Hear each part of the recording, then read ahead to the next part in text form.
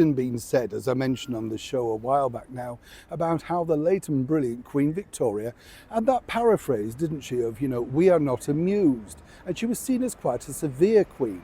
What I think, personally, having read so much about her and studied her in history and stuff like that, is I think she was quite shy. And really, when you think about it, coming to the throne at such a young age, had to develop a sort of thick skin around all the people that she had to deal with, mainly men who'd had their own way for many years inside the palace walls. You know what it's like.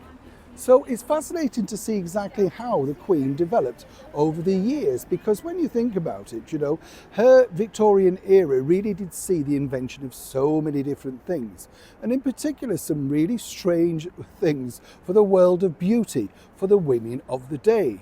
Now, the story goes that in fact Queen Victoria was very much against beautification, thought it was unnecessary, vulgar, and didn't particularly like it at all.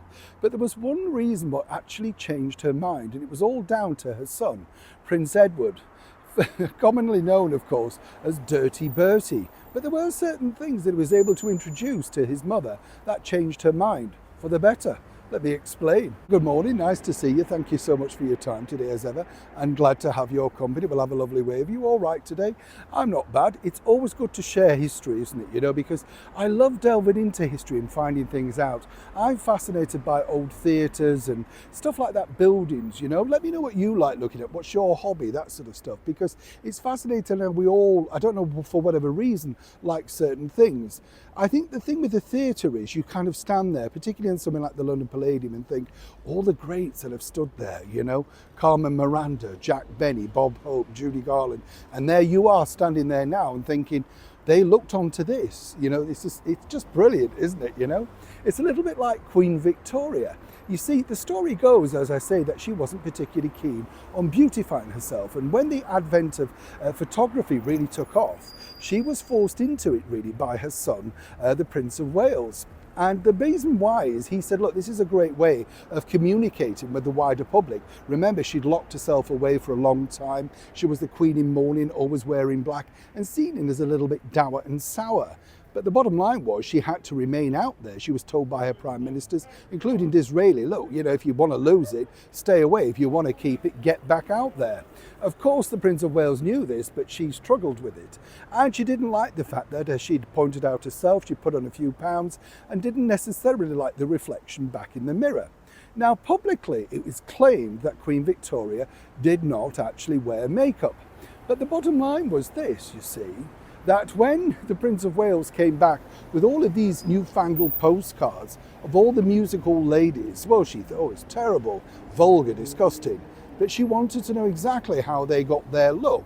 And with her own daughters now embracing secretly behind the Queen's back all the latest beautification treatments, everything from rouge to lip staining to eyelash dye using soot, oh yes, what they got away with was incredible. Now, the Queen apparently only relented on very special occasions, mainly portrait, with a little bit of rouge and lip stainer and a little bit of highlighter on her eyelids, just to bring out the face. And more importantly, when she's took to having a picture taken with, say, family members and group gatherings, she would also apply that sort of rule. But to the general public, she didn't want them to think that she was anything but au naturel. So the general public believed that, well, yeah, this is the way that she looked. And, whether you like the look or not, it was the look of the time. And she was one of the longest reigning monarchs. But as she pointed out, while she wouldn't mind having a, as we call it today, makeover, she couldn't, because people expected her to look a certain way. And you can't just turn up overnight and change your look. She accepted that people need to be gradually introduced into that. And so very discreetly, if you look at portraits and pictures, you can tell that Queen Victoria has had some beautification help.